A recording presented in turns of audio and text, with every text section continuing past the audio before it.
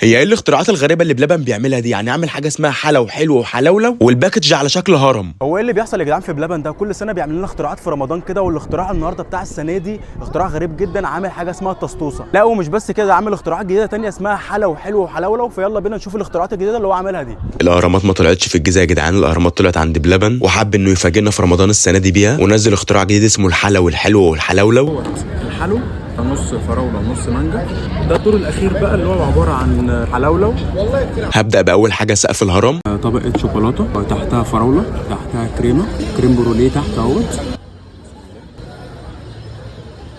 هو طعمها قريب قوي من الامباليه، كميه الكريمه اللي فيها حلوه جدا. هنخش بقى على اول حاجه بقى في الدور الاول اللي هي الحلا.